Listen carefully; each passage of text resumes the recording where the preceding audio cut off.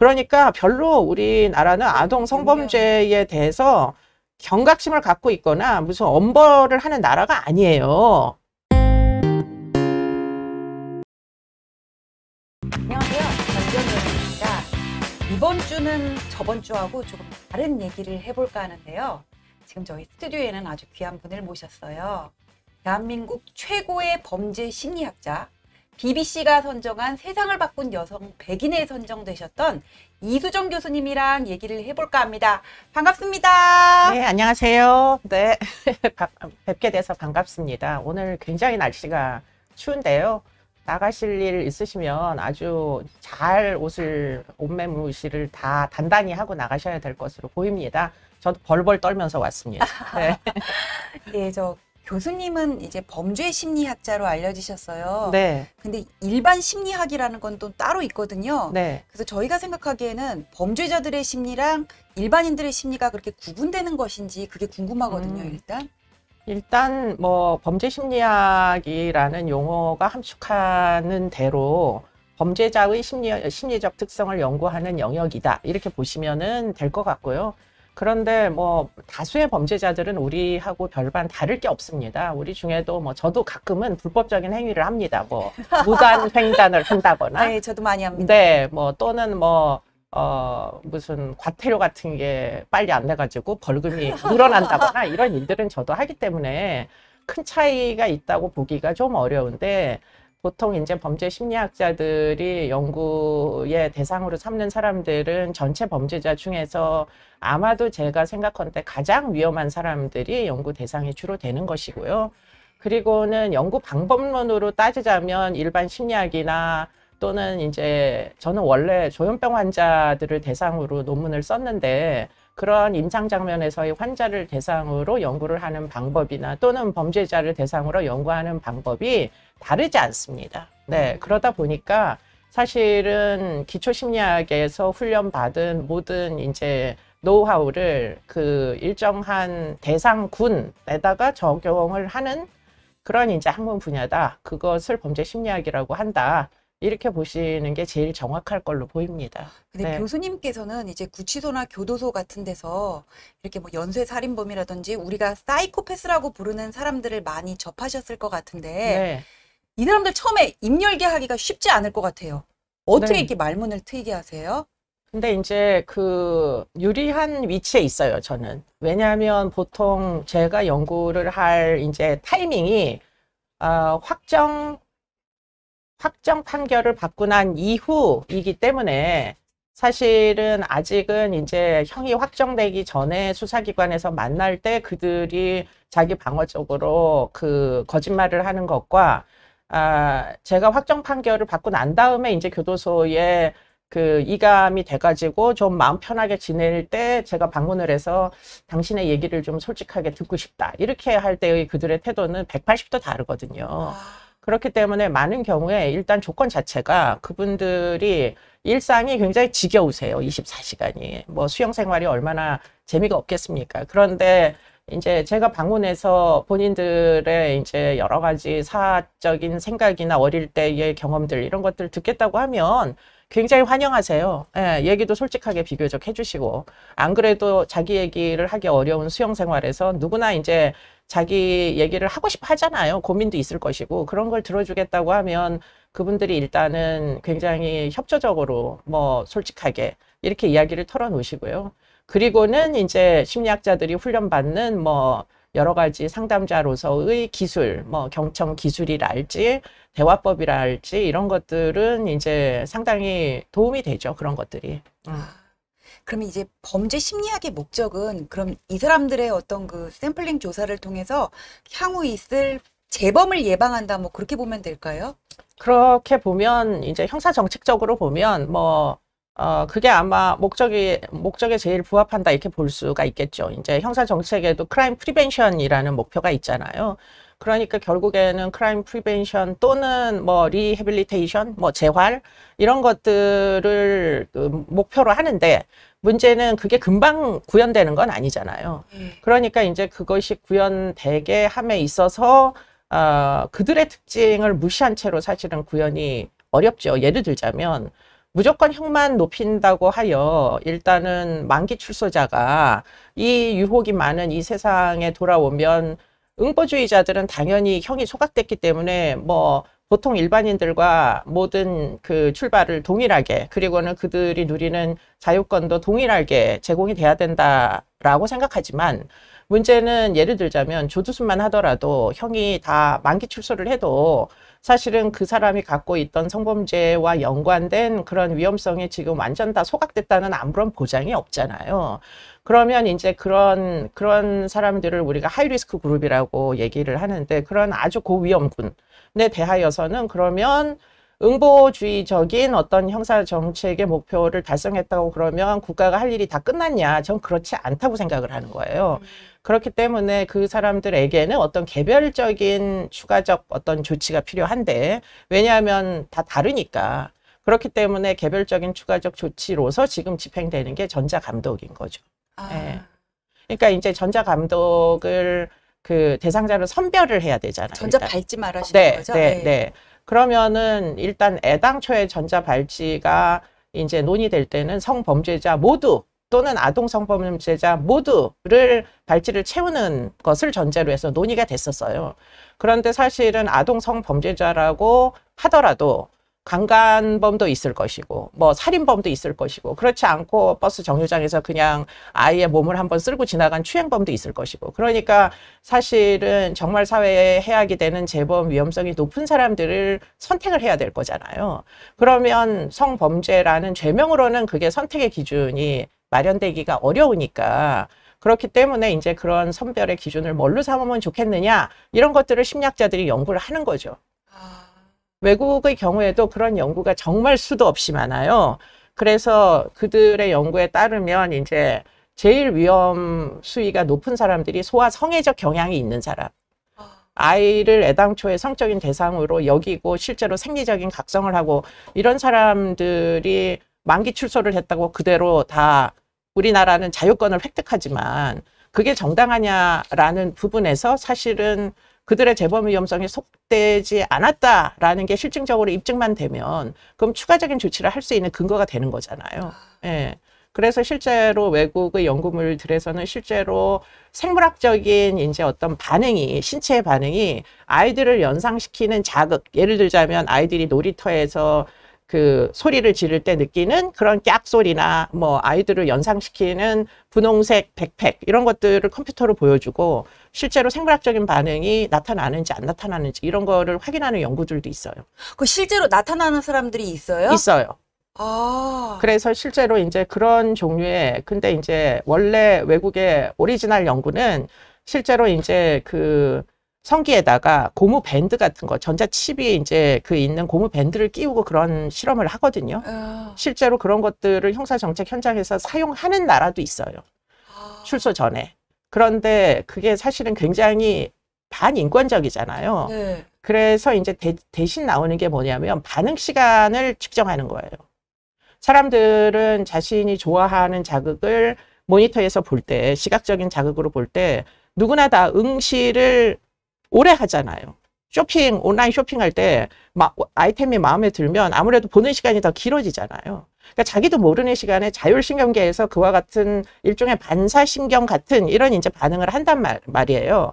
그렇기 때문에 그런 것들은 아무리 의식적으로 억압을 하려고 한다손 치더라도 생각보다 누적이 되면 이게 이제 수천 개의 자극이 되면 통제하기가 어려운 순간이 와요. 그러니까 그런 걸 평가를 하는 겁니다, 실제로. 저 근데 그런 거 타고나는 거예요? 아니면은 후천적인 거예요? 그런 반응이 유난히 잘 나타나는 사람들은? 그거는 아직 과학적인 그 해답이 분명하다 이렇게는 얘기 못 하는데 소아성애적 경향은 많은 경우에 어릴 때부터 이 아동 음란물에 얼만큼 노출되느냐 일종의 후천적 학습이 좀 더 영향을 많이 준다는 설들이 좀 더 설득력이 있죠. 근데 저는 이게 조두순 같은 경우에 이 사람이 이제 만기 출소했었잖아요. 네네네.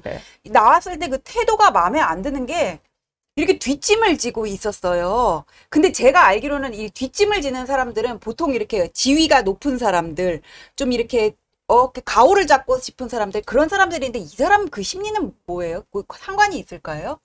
영향을 주죠. 그러니까 뭐 몸의 자세나 뭐 아이 컨택을 하는 방식이나 이런 것들이 아주 결정적인 단서는 아닌데 영향을 준답니다. 그렇기 때문에 의자에 앉을 때도 어떤 자세로 앉느냐, 또 거짓말 탐지를 할 때도 갑자기 자세를 바꾸는 순간에 무슨 얘기를 하고 있는지를 주목하라, 이런 이야기들이 있거든요. 그렇기 때문에 몸의 자세나 행동의 패턴, 이런 것들은 나름 중요할 수 있어요. 그런데 지적하신 그런 이제 그 자세 같은 게 아무래도 본인이 이제 범죄를 저질렀다라는 사실을 인식하면서 이게 뭔가 잘못됐다, 진짜 내가 창피하다, 죄의식이 있다, 뭐 이런 사람일수록 사실 몸의 자세가 앞으로 굽어지거든요. 예. 우리가 잘못한 게 없다는 뜻이에요. 예, 그렇죠. 야단 맞을 때 고개를 숙이잖아요. 그런데 그분은 그런 이제 자세를 취했다는 건 사실은 자신의 12년 전 행각에 대해서 별다른 크게 뭐 어떤 그 통찰력이, 직관력이 없는 거 아니냐, 이런 생각을 하게 되고요. 내가 그래도 12년 형을 다 만기하고 출소를 했는데 니네가 뭐냐, 이런 식의 약간 뻔뻔한, 더군다나 내가 내 고향으로 가는데 니네가 뭔 시비냐, 결국은 피해자가 있는 곳으로 갔기 때문에 피해자가 그 주거지를 떠나야만 하는 그런 일이 발생했잖아요. 그런데 그런 부분에 대해서 눈꽃만큼도 양심의 가책이나 반성의 기미가 없다, 이렇게 보는 게 맞겠죠. 근데 그 심리가 행동에 반영이 된다는 게 이해가 가는 게, 저는 거짓말을 할 때는 그 사람의 눈을 똑바로 못 쳐다보겠어요. 또 그리고 하나 궁금한 게 있는데, 네. 조두순 네. 출소하기 전에 교도소에서 심리 치료 받았다고 알고 있거든요. 네. 혹시 거기서 나온 어떤 특이 사항은 없나요? 제가 알기로는 보고서가 있는 걸로 알고 있고요. 그 보고서 안에 이제 지금 소아성애적 경향성이 아직도 불안정하다, 이런 코멘트가 있었던 걸로 보입니다. 그렇기 때문에 결국 심리치료라는 게 그냥 단순히 한번 만나고 끝나는 게 아니고요. 거의 지금은 교도소 내에서 자그마치 500시간까지 사실 성범죄자들에 대한 심리치료가 가능한데, 제가 알기로는 현재는 한 300시간 정도를 하는 걸로 알고 있는데, 그렇게 하다 보면 진짜 내밀한 얘기까지 다 할 수밖에 없거든요. 거의 적어도 한 2년에서 3년 정도를 뭐 일주일에도 몇 번씩 하루에 2시간 이상씩 만나야 되니까, 결국은 그런 이야기들을 이어나가면서 결국 속에 있는 얘기, 이런 것들 다 털어놓다 보면 결국 치료자 입장에서 보면 이 사람이 얼만큼 회개를 했는지, 얼만큼 생활 태도가 바뀌었는지, 이런 것들 그대로 보이잖아요. 그러니까 마지막 순간에 석방 전 이제 치료 보고서 같은 것들은 앞으로 출소한 이후에 이 사람이 어떻게 생활을 하게 될지, 재범 가능성은 얼만큼 소각됐는지 하는 데 대한 의견이 틀림없이 들어있어요. 그런데 그게 사실은 형사정책적으로 현재의 사법 시스템 내에서는 반영이 안 됩니다, 우리나라는. 근데 외국의 경우에는 그런 것들이 가석방 심사 또는 석방 심사에 그대로 반영되는 매우 중요한 보고서가 되는 거예요. 근데 왜 그런 거를 저는 가석방 그 조건이 이해가 안 되는 게, 뭐 행영 성적이 양호하고 이런 것들이 있는데, 행영 성적하고 나왔을 때 재범 가능성하고는 별로 상관이 없을 것 현재로서는 같거든요. 사실은 안에서만 자격증도 많이 따고 안에서만 모범 쓰면은 나와서 재범 가능성이 높으냐 낮으냐는 안 따지죠, 우리나라는. 근데 외국의 경우에는 재범 위험성을 가장 중요한 사안으로 따지기 때문에 만기 출소를 해도, 만기 출소를 해서 조두순처럼 그냥 자기가 살던 곳으로 돌아가는 사람도 있지만, 고위험 범죄자들의 경우에는 못 돌아가는 경우가 다수 있어요. 예를 들자면 그게 이제 보호수용과 연관된 그런 제도인데요. 시빌 커미트먼트라고 얘기하는데, 영미권 국가는 시빌 커미트먼트를 시켜요, 만기 출소를 하더라도. 왜냐하면 크리미널 프로시저는 끝났는데 사회로 돌아갔을 때 민사적인 위험은 계속 되는 거 아니에요, 결국에는. 그렇기 때문에 시빌, 병원같이 생긴 시설에 커미트먼트를 강제로 시키는 겁니다. 그렇기 때문에 외국의 경우에는 조두순이 지금은 돌아갔지만 그런 이제 프로필이 있는 진짜 전과가 많은, 성범죄 전력도 많은 이런 사람이다, 그럼 거의 백발백중 시빌 커미트먼트 대상자가 되거든요. 그렇기 때문에 그럴 때도 이 사람에게 적합한 시빌 커미트먼트가 필요하냐 필요하지 않느냐를 지금 그 심리치료 보고서 같은 자료를 놓고 이제 다 심의를 하는 거죠.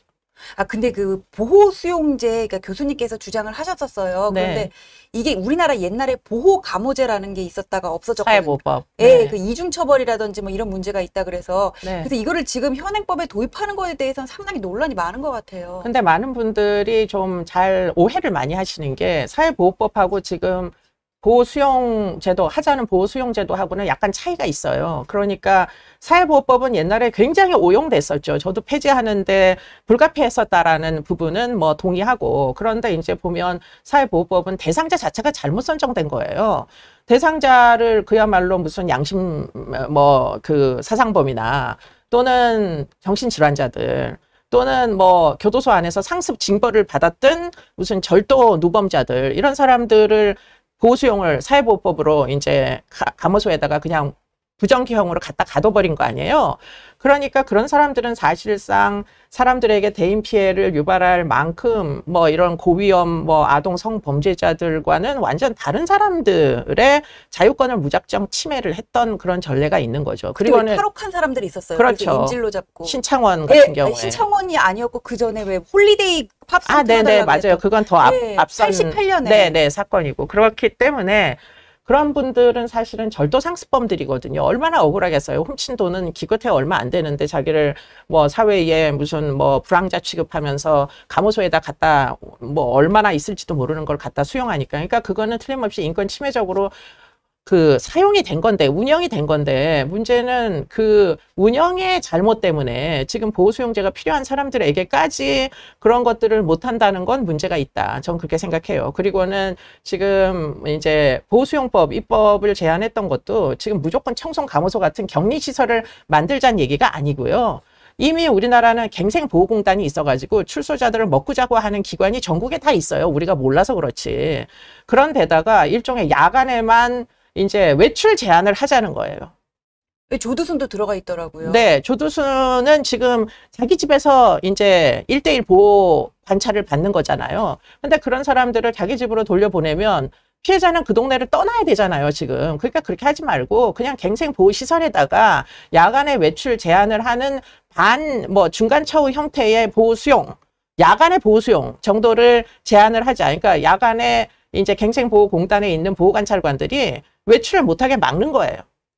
그러니까 지금 성범죄는 대부분 야간에 많이 일어나잖아요. 새벽이나. 네. 그러니까 그런 시간대에 주거지를 정해놓고 거기서 외출을 제한을 하고 이제 밤중에 음란물이나 조건만남, 채팅 애플리케이션 이런 것들 접속하지 못하게 생활관리를 하는 그 정도의 보호수용을 입법하자는 거였는데, 많은 분들이 그 내용은 사실 잘 알지 못한 채 옛날 기억 때문에 뭐 무조건 안 된다, 무조건 인권 침해다. 그럼 외국은 왜 하나요? 외국은 왜 하는지를 한번 생각을 근본적으로 해보자는 거죠. 결국 그들이 나가서 피해를 주는 대상자군이 누구냐? 전부 어린애들이에요. 어린애들이나 상황 분별력이 좀 취약한 장애적 뭐 약자들이죠. 그러니까 그런 사람들에게 피해를 주는 게 이미 입증됐어요. 사실 금년도 상반기에도 조두순 같은 사람이 아동 성범죄 출소하자마자 다시 저질러가지고 다시 교도소를 가는. 이번 상반기에도 그런 일이 있었어요? 그런 일이 있었어요. 그래서 그 당시에 12년 전에 조두순하고 똑같이 2008년도 사건이고 상반기 사건이에요. 근데 그때도 똑같이 12년 받았어요. 조두순도 12년 받았잖아요. 그러니까 그 당시에는 12년이 최대형이었던 것 같아요. 그래서 결국 12년 살고 나오자마자 아마도 한 달도 채 되지 않는 기간 동안 이미 재범을 저질러서. 보호관찰이 이미 되고 있었음에도. 그렇습니다. 전자 감독도 있었고. 그런데 문제는 이 사람이 재범을 하고선 다시 들어가는데 아동 성범죄를 또 저질렀는데 그게 금년도에는 상반기에 18년형이 나왔어요. 그러니까 별로 우리나라는 아동 성범죄에 대해서 경각심을 갖고 있거나 무슨 엄벌을 하는 나라가 아니에요. 금년에도 18년밖에 안 나왔으면 이 사람이 18년 후에 또 멀쩡하게 나온다는 거잖아요. 만기 출소돼서. 그러니까 그걸 계속 평생 동안 반복하는 걸 그냥 놔두고 봐도 되는지. 나는 뭐 애들이 다 크긴 했지만 아이들 키우는 엄마 입장에서 난 도저히 용납이 안 돼요. 일단 뻔히 아는데. 뻔히 그럴 거를 아는데 사람이 과거에 지난 4, 50년 동안 어떻게 살아왔는지, 과거에도 아동 성범죄를 여러 번 저질렀으면 뭔가 방법이 있어야 될 거 아니에요. 그런데도 18년 주고서는, 그러고 18년 동안 기다렸다가 18년 후에 또 누군가가 희생돼야 다시 들여보내는 제도를 운영하는 나라는 대한민국이란 말이에요. 영미권 국가는 많은 국가에서 못 보겠다 이거죠. 많은 시민들이 말이 안 된다 이거는. 그래서 영국도 미국도 호주도 싱가포르도 전부 다 보호수용제를 다 적용하는 거고, 그 보호수용제는 시빌 커미트먼트의 형태로 병원에 입원시키듯이 수용하는 거예요. 그러니까 법무부 산하에 있는 치료감호소, 같은 것들을 여러 군데 지어가지고 이건 독일도 마찬가지예요. 예컨대 지금 일단은 확정된 형이 종료되더라도 아동에 대한 성애가 여전히 계속되는 사람들은 내보내지 말자. 그러니까 우리가 조두순 사건이 너무 끔찍해서 그것만 지금 기억을 하고 있는데 그런 유사한 사건들이 재발되고 있음에도 불구하고 우리는 지금 인식을 못하고 있는 거잖아요. 그렇죠. 지금 이제 2달인가 있으면 조두순 못지않은 친구가 출소하는데 여전히 보수용에 대한 논의는 안 하고 있잖아요. 근데 교수님 근데 대법원 양형 심사 같은 거 할 때 이렇게 네. 전문위원으로 들어가시잖아요. 네, 양형위원회 전 위원이었죠. 네. 근데 그런 얘기를 막 하더라도 반영이 안 되는 이유가 뭘까요? 아까 다 얘기했던 그런 이제 양형 감각이라는 게 있다는 거지. 아직까지도 우리나라는 양형 감각이. 그렇죠. 평균적인 이제 양형위원회에서 제 경험을 토대로 보면 기존의 판례들을 다 통계적으로 전부 다 입력을 해서 평균 형량 이런 거를 기준으로 이제 논의를 하는 거예요. 그러니까 지금까지 형이 얕았던 범죄에 대해서는 갑자기 드라마틱하게 양형을 높이기가 어려워요. 참 양형 감각도 아직까지 뭐 후진적이고 그다음에 보수용에 대해서도 무조건 안 된다고만 얘기를 하고 우리 사회적 약자들이 이게 피해를 볼 수밖에 없는데 특히 성범죄는 여성이라든지 장애인 그런 분들이 볼 수밖에 없는데 언제까지 이거를 방치해야 되나 그런 생각도 들고 저는 근데 이번에 조두순 사건 보면서 특히 이해가 안 갔던 게 이 사람 그 보호 관찰 받을 때 조건이요. 야간 출입 금지 좋단 말이에요. 근데 음주 금지가 아니라 조금만 마셔도 된대요. 아니 이 사람 그 조두순 사건 2008년에 낮에 있었거든요. 그 사건이. 네, 아침에. 그리고 술을 한 잔 먹으면 여기서 딱 그만둘 수 있을까요? 2잔 먹고 3잔 먹고 하게 될 텐데 그걸 누가 감독할 건지 어떻게 이런 조건을 부과를 하는지 정말 위험천만하다는 생각이 들었었어요. 위험천만한데다가 이제 뭐 선고야 준수사항, 특별 준수사항 부과할 수 있겠지만 문제는 그걸 집행하는 보호관찰관은 얼마나 고통스럽겠어요. 아무 때나 가가지고 음주 측정을 들이대야 되는데 그게 얼만큼 저항을 많이 하겠어요. 그 대상자가 되는 사람 입장에서는. 지금은 출소한 지 얼마 안 돼가지고 상당히 주의를 본인도 하고 있다는 얘기는 전해 들었는데 그러면 이게 1년 후에도 계속 이런 종류의 그 관리 감독이 유지가 지금처럼 될 거라는 아무런 보장이 없잖아요. 사람들 관심이 없어지면 또 어떻게 될지 당연하죠. 모르죠. 그렇기 때문에 이거는 사실은 어떻게 보면 굉장히 도박 같은 일을 우리가 그냥 뭐 방치하는 거 아닌가 이런 생각을 할 수밖에 없고요. 그리고는 집이 안전하다는 보장이 어디 있어요? 뭐 온라인 채팅 같은 거 온라인 채팅에다가 음란물에다가 더군다나 술을 뭐 한두 잔 먹고서는 그 뭐 아내를 또 폭행할 수도 있는 거고 더군다나 뭐 지금 지금 거의 24시간을 현재는 감시 감독을 하니까 외출을 제한하기 어렵겠지만 경찰도 뭐 그 일만 하는 게 아니잖아요. 안산 경찰서가 다른 업무를 보다가 시간이 느슨해지면서 예컨대 무슨 편의점에 가서 소주를 시커먼 봉다리에 10병을 사와도 그걸 막을 길이 있어요? 방법이 없는 거죠. 그러니까 지금 그래서 어떤 시설에다가 좀 일정 기간이라도 생활이 습벽이 이제 사회적으로 출소를 해서 습벽이 안정될 때까지는 데리고 있는 게 좋겠다. 이런 이제 입법을 하자고 사실은 안산시장님을 제가 한 3번쯤 직접 대면을 하고 이런 얘기를 한 적이 있어요. 그리고 그분도 이제 안산시장이니까 그분 입장에서는 너무 절박하잖아요. 이 사람이 이제 조두순이 나오면 그 지자체 입장에서는 모든 경제적 지원을 안 해줄 수가 없어요. 그럼 피해자는 경제적 지원을 하나도 해줄 수가 없는데 가해자를 결국에는 범죄를 저질렀다는 이유로 결국 뭐 주거지도 주고 무슨 경제적 지원도 해주고 결국 이런 꼴이 되는 거잖아요. 그러니까 시장 입장에서도 이거는 어떻게든 좀 막았으면 좋겠다 해서 사실은 안산시장님하고 그 보수용법 입법을 가지고 얼만큼 깊이 있게 논의를 했었는지 뭐 제가 이걸 누누이 얘기하기는 좀 어렵지만 사실은 그래서 입법이 꼭 필요하다 이런 생각들을 사실 다시금 하게 된 계기가 됐고 그런데 그 일이 그 걱정했던 일들이 지금 차곡차곡 다 순서대로 일어나잖아요. 생활보호 그 기초생활수급자로 지금 지정을 받는다는 거잖아요. 안산시에서. 그러니까 그게 얼만큼 말이 안 되는 일이에요. 일을 안 해도 국민의 세금으로 범죄를 저질렀다는 이유로 결국 다 지원을 죽을 때까지 한다는 게 이게 말이 되는가. 한 달에 100만 원도 넘는 수익이 지금 발생하고 그분이 살고 있는 그 거주지도 제가 알기로는 지원받아서 지금 주거지가 마련된 것으로 알고 있거든요. 물론 애당초에는 그 아내에 대한 그 지원이었지만 지금 이제 조두순도 같은 기초생활수급자가 되니까. 아, 진짜 너무나 이게 불안한 지금 상황이지 않을까 하는데, 이 성범죄는 사실 인격살인이거든요. 근데 제가 어제 이제 해외 뉴스 어디서 봤는데, 말레이시아였던 것 같아요. 이렇게 여가 본인의 의붓 딸을 몇 차례 강간을 했는데, 이 사람이 한 번 강간한 거를 이제 10년으로 해가지고 100년이 넘은 형을 선고를 받고 추가로 태형까지 선고를 받았다고 하는데, 형이 이 정도는 내야 확실하게 위화 효과가 있는 게 아닌가, 좀 그런 생각도 들어요.